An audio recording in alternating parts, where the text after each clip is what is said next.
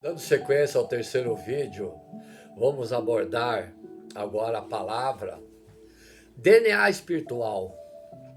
Qual é o teu DNA espiritual na vida cristã? Em fiel à palavra. O exame do teu DNA faz parte de uma análise de estrutura molecular, né? Desculpa, molecular da pessoa.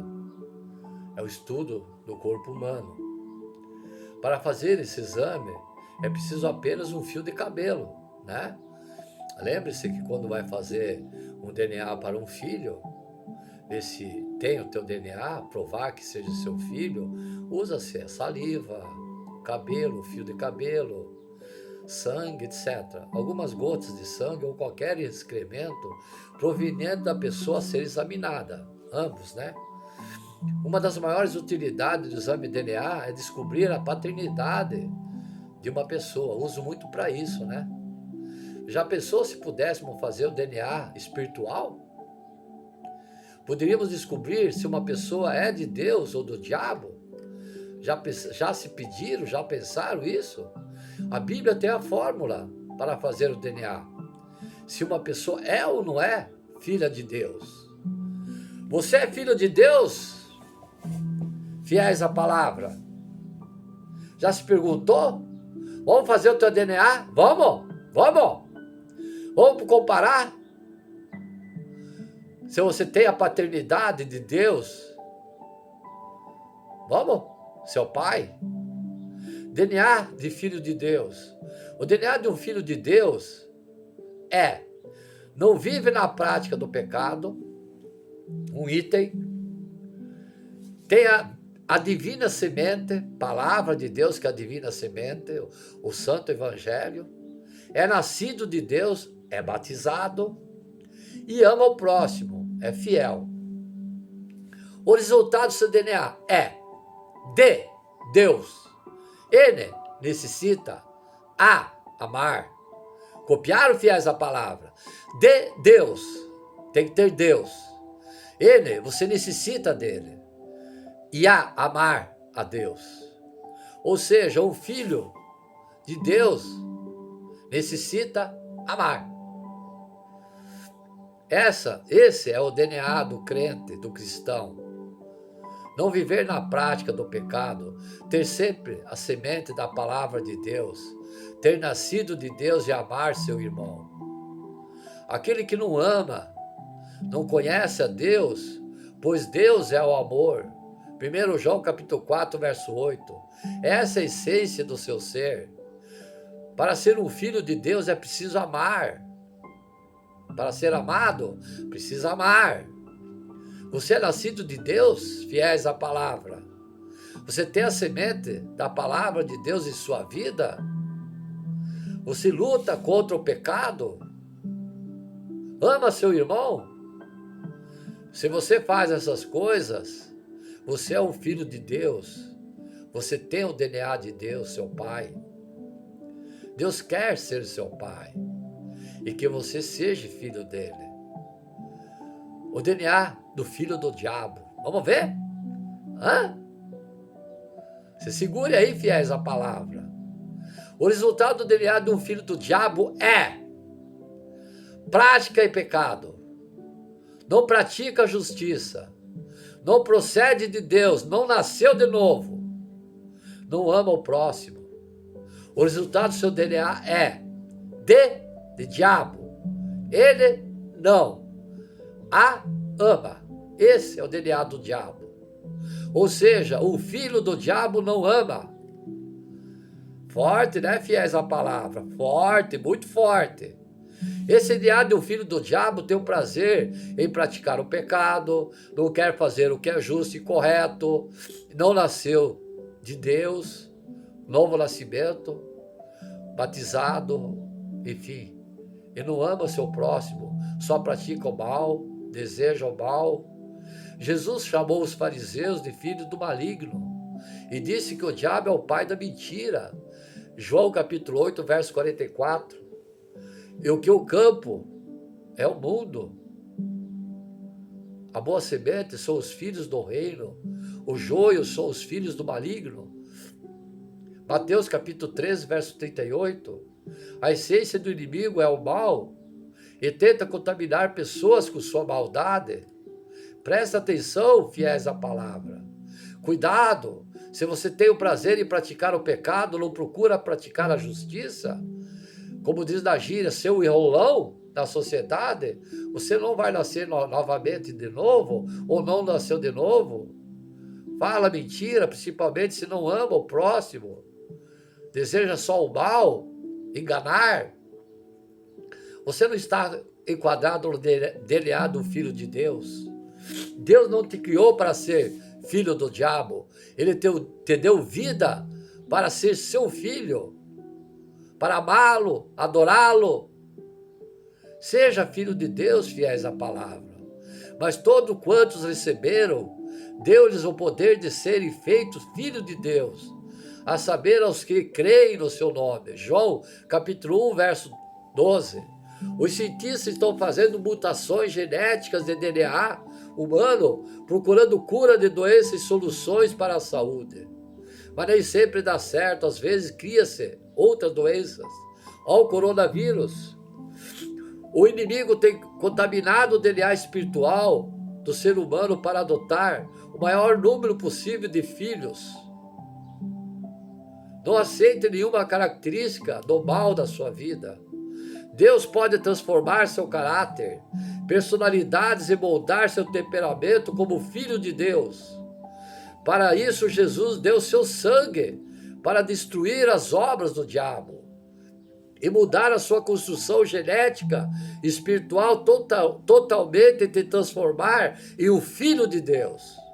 Hoje mesmo você pode nascer de novo e pegar o DNA e ser filho de Deus. Enquanto pregar, ouvir essa palavra, você está ouvindo a palavra do Senhor. Faça seu exame de DNA. O DNA espiritual tem esses itens,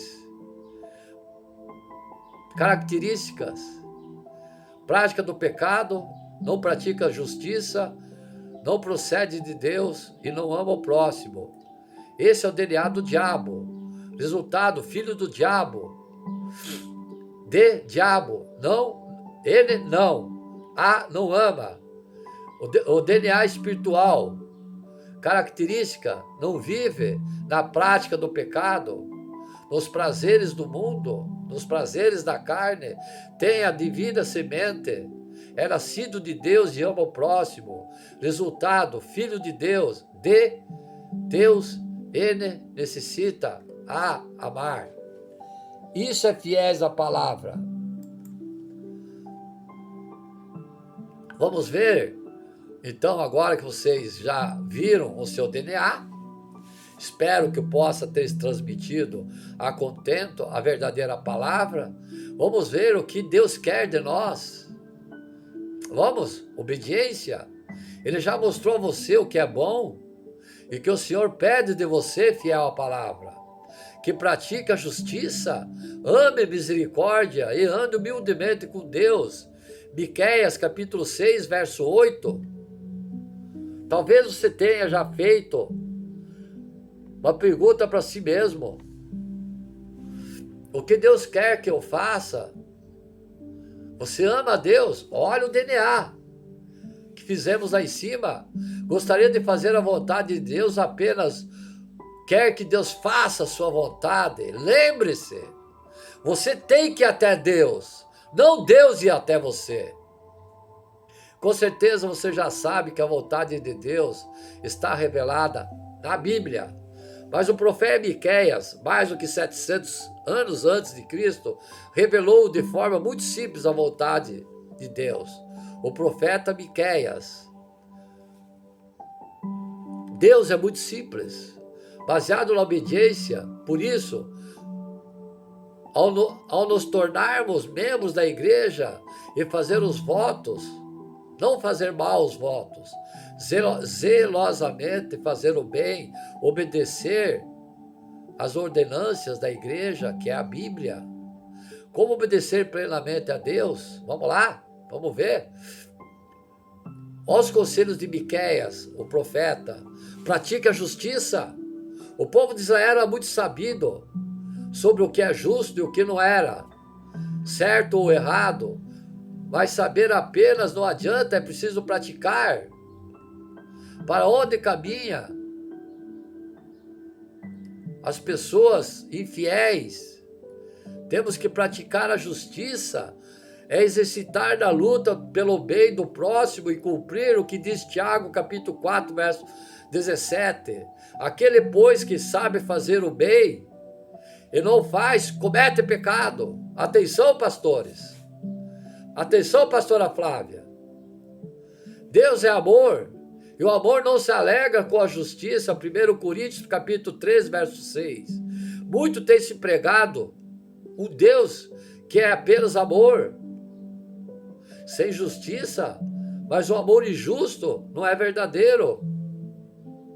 Ame a misericórdia. Além de praticar justiça, precisamos também amar a misericórdia para não sermos exagerados em nossa justiça. Não seja demasiadamente justo, nem demasiadamente sábio, porque te destruirias a ti mesmo, ou te destruirás a ti mesmo. Eclesiastes capítulo 7, verso 16. Muitas pessoas são excessivamente justas em cobrar as obrigações dos outros, mas erram e pedem misericórdias pelos seus erros. Mas quanto ao erro dos outros, exigem justiça. Como no caso do credor incompassivo que pediu perdão pela sua grande dívida, mas não perdoou uma dívida pequena que ele tinha. Lucas capítulo 7, versos 41 e 50. Misericórdia é se colocar no lugar do outro de coração.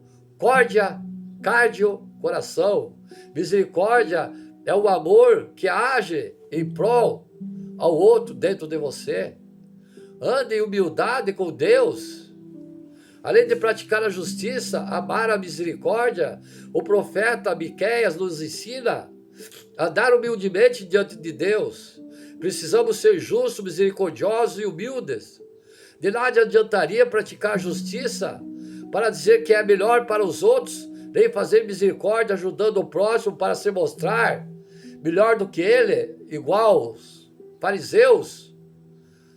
O maior exemplo de humildade é Jesus Cristo, que se humilhou, deixando sua glória para estar conosco e sofreu humilhação da cruz. E você humilha ele hoje ainda. Ele está sentado à beira do teu coração, no banquinho, esperando que você diga: adentre minha casa, Jesus. Humildade é aceitar a humilhação. Por isso o profeta diz à humanidade diante de teu Deus. Somente diante de Deus conseguimos aceitar humilhações e crer que os exaltados serão humilhados e os humilhados serão exaltados. Repito, é muito profunda essas palavras. Os exaltados serão humilhados e os humilhados serão exaltados. Quem diz é o Lucas capítulo 14, verso 11. Ser humilde é aceitar menos do que queria ou mereceria, a não ser se aborrecer com isso. É lavar os pés das pessoas de coração. Deus quer justiça, misericórdia e humildade de você, fiel à palavra.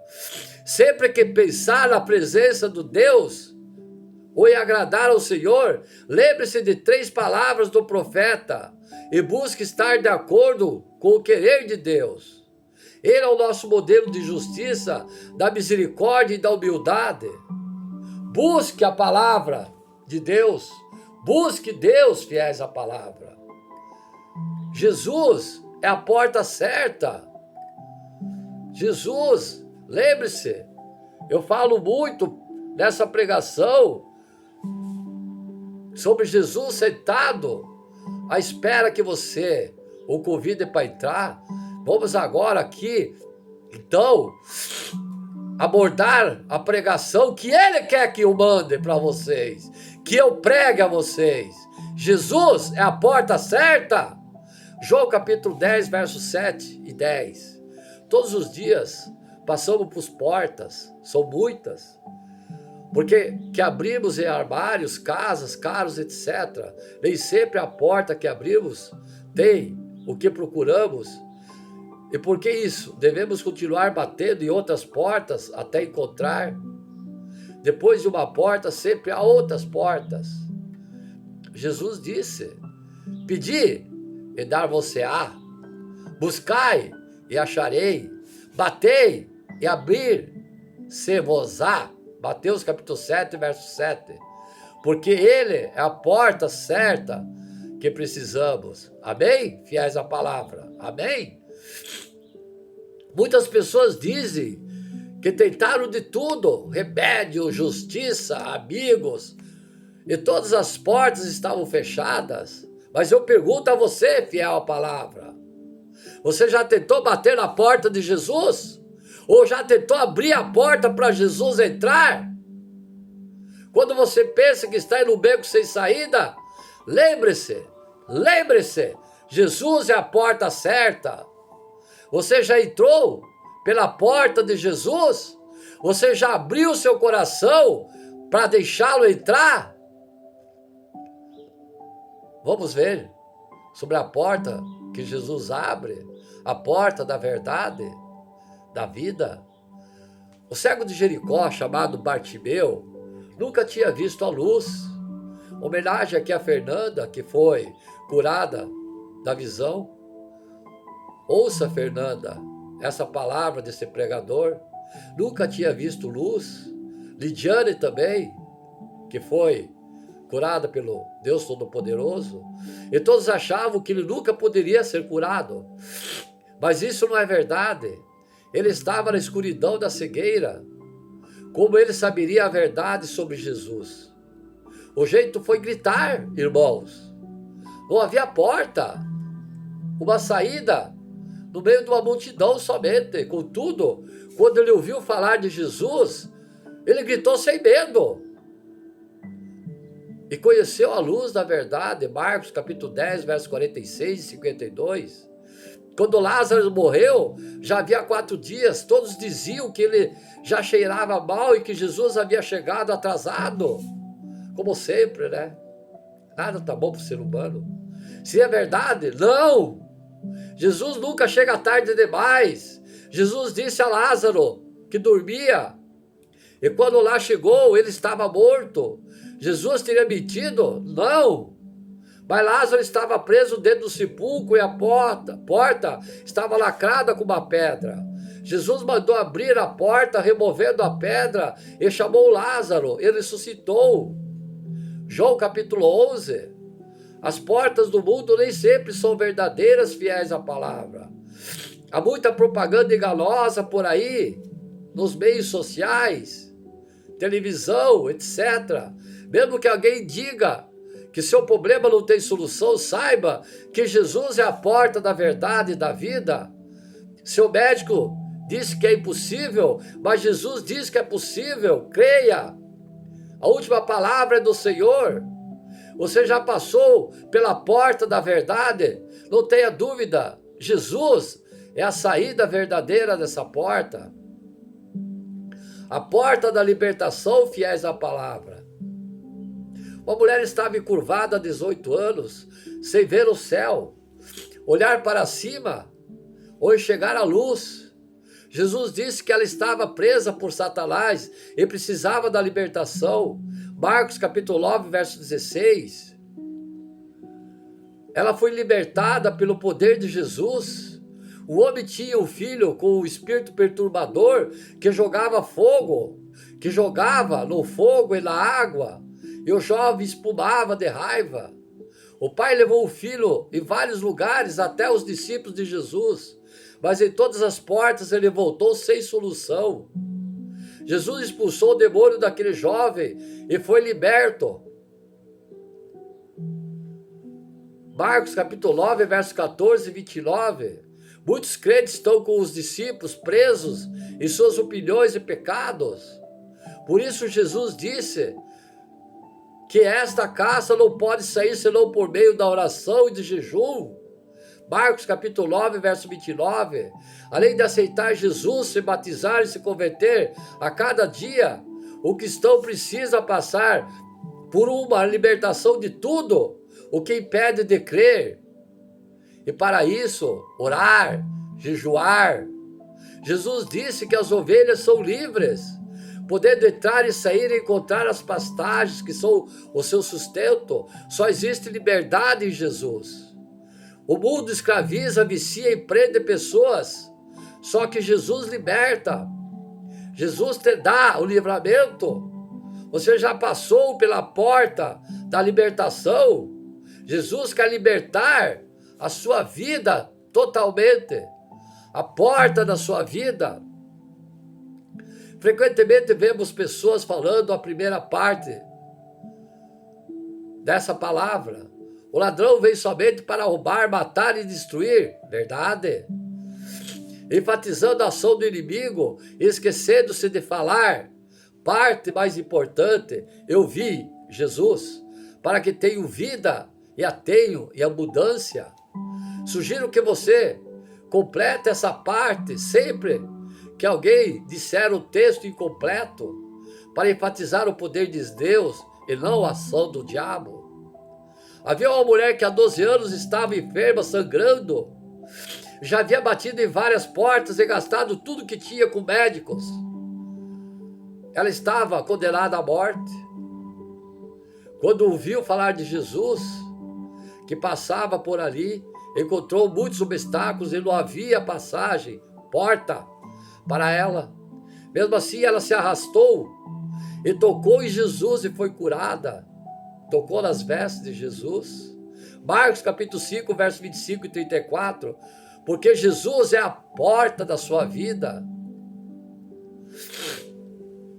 Também um homem importante chamado Jairo pediu a Jesus que curasse sua filha. E quando lá chegaram, receberam uma notícia que estava morta. Jesus mandou todos que não tinham fé sair e fechou a porta da casa junto com o pai e a mãe da criança e seus discípulos. Por que Jesus fechou sua porta? Porque Deus abre a porta para a salvação em nossa casa e fecha a porta de tudo que é mal. Então Jesus deu a vida novamente àquela criança. Marcos capítulo 5, verso 35 e 42. Muitas portas do mundo, fiéis à palavra, têm levado jovens a vício, prostituição, drogas, criminalidade e morte. A porta da vida é Jesus. Se você quer viver uma vida abundante, cheia de alegrias e vitória, receba Jesus como Senhor e Salvador da sua vida. Você já passou pela porta da vida? Jesus é a vida abundante que você precisa. Jesus é a porta da saída dos seus problemas e a porta da entrada também. Mateus capítulo 16, verso 19, dar-te-ei as chaves do reino de Deus, dos reinos dos céus. O que ligares na terra terá sido ligado nos céus, e o que desligares da terra terá sido desligado nos céus. Jesus nos dava a chave para a vitória. Esta é a vitória que vence o mundo, a nossa fé. Primeiro, João capítulo 4, verso 5. Com a fé podemos abrir todas as portas que precisamos. O paralítico queria chegar até Jesus, mas não podia porque não havia porta para entrar. Então 4 amigos deles abriram o telhado. Eis a fé, fiéis à palavra. E passaram para Jesus, até chegar a Jesus, através de cordas, e foi curado. Isso é fé, amor. Marcos capítulo 2, verso 1 e 12, você sabe de quem era aquela casa? Era a casa do próprio Jesus. Marcos capítulo 2, verso 1. Por isso ele permitiu abrir o teto. Se não houver porta, fiéis à palavra, para você, Jesus abre o céu para te abençoar. Ele abre o seu telhado da sua casa para você adentrar com a sua fé, seu amor. Quando você encontrar uma porta fechada, lembre-se que eu acabei de chorar em lágrimas. Lembre-se que você tem a chave, que Jesus abre a sua porta, a verdade e a libertação da sua vida. tem a chave de todas as portas, ou tenha a chave de todas as portas. Você está no beco sem saída? As portas estão fechadas para você? Jesus é a porta certa, entre. Ele está esperando você, como esse pregador transmitiu a palavra a você, que Jesus é a porta da entrada e da saída da vida. Jesus é o nosso melhor amigo. Fiéis à palavra, ó que brilhante palavra que Jesus quer que esse pregador transmita a vocês. João capítulo 15, verso 13 e 16. Uma ilha é um ponto isolado de tudo, né? Fiéis à palavra. Ninguém pode ser uma ilha. Precisamos nos relacionar com as pessoas como o oceano que molha ao mesmo tempo diversos lugares. Temos necessidade de se relacionar com pessoas especiais que chamamos de amigos. Jesus vive em nosso meio e também teve amigos, claro. Foram 12 os homens chamados discípulos. Discípulos são seguidores, amigos. Pessoas amigas que caminham juntas. Eles comiam juntos, oravam, cantavam, enquanto andavam pelas ruas, aprendiam a palavra de Deus conversando. Dentre os 12 discípulos de Jesus, 3 eram os mais chegados a Jesus. Pedro, Tiago e João eram os mais que andavam com o mestre. João tinha o costume de abraçar Jesus e encostar a cabeça no seu coração. Pedro era falante, agitado, por isso às vezes se precipitava e era corrigido. Judas Iscariotes, a quem Jesus deu o pão especial molhado, que era seu amigo, e sabia que era traidor e não amigo verdadeiro. Lázaro também era amigo de Jesus e até chorou por ele. Da mesma forma que Jesus, temos vários tipos de amigos, como Abraão, podemos ser amigos de Deus. Tiago capítulo 2, verso 23. Jesus disse que nós somos amigos dele, e nós já sabemos que ele é o nosso melhor amigo. Você tem amigos fiéis à palavra? Vejamos o que é a amizade de Jesus para com você e como devemos corresponder com ele. A maior prova de amizade, Jesus deu sua vida por nós. E não há nada maior que isso. João capítulo 3, verso 16.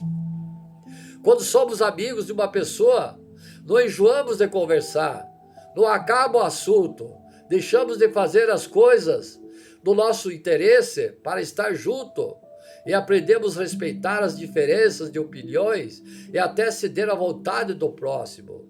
Ou até às vezes transformarmos a nossa personalidade para estar de acordo com o nosso companheiro ou companheira. Você pode ter grandes amizades, mas um só morreu por você, que foi Jesus, o verdadeiro amigo, fiel e camarada. A nossa resposta de amor é fazer a vontade de Deus. Mostramos a Jesus a nossa amizade quando obedecemos a sua palavra. Somos influenciados pelos nossos amigos e quando não gostamos de certas coisas ou lugares, aprendemos a gostar por causa do amigo. Por causa do amor, nós aprendemos a obedecer a Jesus com prazer. Jesus também faz a nossa vontade quando oramos em seu nome. Salmos capítulo 37, verso 5. Um relacionamento confiável. Muitas pessoas pensam que Deus é o Senhor longe de nós. Ele nos considera como míseros escravos ou servos. Mas não, nós somos livres. Ele nos deu livre-arbítrio, liberdade com responsabilidade. Ele confiou em nós. E podemos confiar nele porque é o nosso melhor amigo, fiel e camarada. Está próximo de nós, sempre nos vigiando, nos cuidando, nos protegendo. Para uma pessoa que consideramos amigo de verdade, não teremos segredo. Você tem segredo com Jesus? Assim também podemos contar tudo a ele. Ele nos confiou a sua palavra, a sua promessa, seus mistérios e mandamentos. E nós podemos contar para ele nossos pecados, frustrações. Lembre-se que eu disse aos fiéis da palavra que quando você se encontrar numa situação difícil, pega uma cadeira, põe no lado, convida Jesus a sentar, conversa com ele. Ele irá te aconselhar, te indicar o caminho da verdade, o caminho do bem, irá enxugar tuas lágrimas. Pede o seu ombro e chore, que ele irá confortar. Somos escolhidos para dar frutos. Não fomos nós que escolhemos a Jesus, mas Ele que nos escolheu para dar fruto de amor. Gálatas capítulo 5, versos 22 e 23. Todos gostamos de pessoas que têm qualidades. Por isso, através da amizade, podemos falar com Jesus. Leve Jesus para seus amigos. Leve Jesus para seus amigos. Ajuda a difundir o evangelho. Quando Jesus subiu ao céu, se despediu de seus amigos e suas últimas palavras foram: ide e fazei discípulos e fazei amigos. Eis que estou convosco todos os dias até a consumação dos séculos. Mateus capítulo 18, versos 18 e 20. A amizade do mundo é passageira, não esqueçam disso. Tiago capítulo 4, verso 4. Mas quando a amizade tem Jesus, ela é eterna.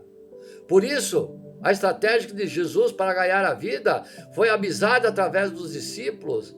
E nos mandou levar o nosso amigo até ele. A prova da amizade de Jesus que nos deu foi a sua própria vida. Você já deu tua vida pelo amigo? Você já deu tua vida pelo amigo? A sua própria vida nos deu. É a maior resposta e presente que podemos retribuir a ele. É também dar a nossa vida para ele, Jesus. Se você não conhece esse amigo, saiba que ele está aqui e pode conhecê-lo. Leve seus amigos até Jesus, pois Jesus é a porta certa. Jesus é a verdade e a vida. O que é a salvação? Vamos falar em salvação, então? Que a morte, o pecado é a morte? Você sabe responder a essa pergunta?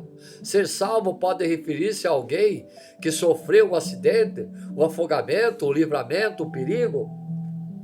Você foi livrado por alguém que seria seu salvador, herói. Contudo, a maior salvação que alguém pode experimentar é a salvação da sua alma para a vida eterna, o que só pode ser oferecida por Jesus Cristo pelos méritos de sua morte na cruz, que remiu nosso pecado pelo seu sangue derramado. Como ser salvo? Vamos comparar a salvação como uma viagem que tem origem, caminho e destino. Origem da salvação, graça. A origem é de onde viemos. De onde vem a salvação? O texto, essa pregação, deixa claro que a salvação é da graça, é de graça. Não custa nada devido ao amor e misericórdia de Deus tem por nós. Está bem claro que isso não vem de obras, para que ninguém se glorie, pois se fosse das obras, seria conquistado pelo próprio homem, mulher, estaria sujeito à vida, à justiça humana, mas se é pela graça, então só pode ser concebido por Deus. Muitas pessoas e religiões querem pagar sua própria salvação e se decepcionam porque é impossível. Somente Jesus pode pagar a salvação, porque não somos merecedores da nossa salvação, pois estando nós mortos em nossos delitos, Ele nos deu vida com sua morte.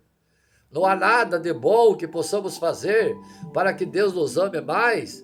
Não há nada que deixemos de fazer para que Deus nos ame menos, porque Deus é amor.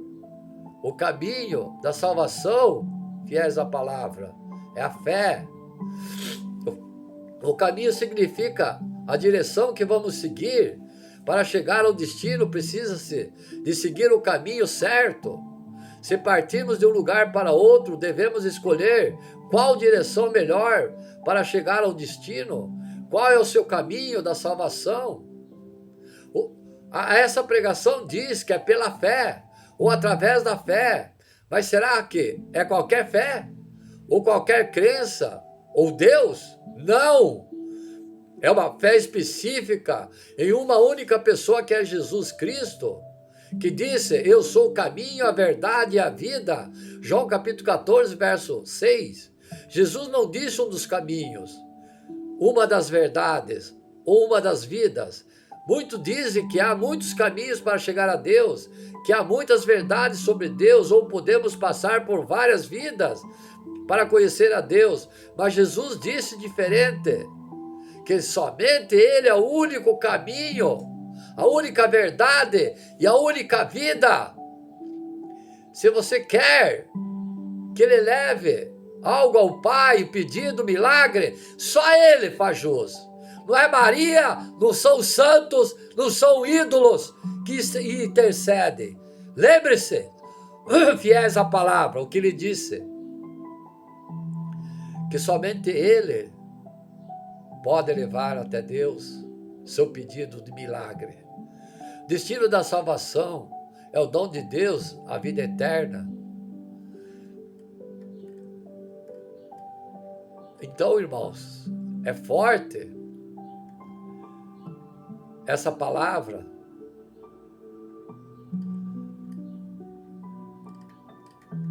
pois nós temos que não só coisas abstratas que devemos ter como destino. A pregação diz aqui que para boas obras, embora não se diz que não somos salvos pelas obras, somos salvos pela fé e pelas obras. Devemos fazer obras como consequência da nossa salvação. Se você é salvo, o seu destino é viver fazendo boas obras com fé e gratidão pela salvação que você recebeu gratuitamente. Receba a salvação pela graça, por meio da fé, e tenha o dom da vida. Sois salvos. Aqui não diz que seremos, ou serei, ou seríamos salvos no futuro, e sim no presente. Então a salvação é para agora, já, não para ontem. Por mais que entendemos tudo isso, somente quando estivermos nos céus com Deus, Ele vai nos mostrar nos séculos vindouros a suprema riqueza de sua graça, em bondade para convosco. Creia na salvação. Espero, fiéis à palavra, que eu tenha conseguido transmitir a vocês, através do Divino Espírito Santo de Deus, todos os anseios e aspirações do Senhor Deus, que é dirigido a vós, através desse servo.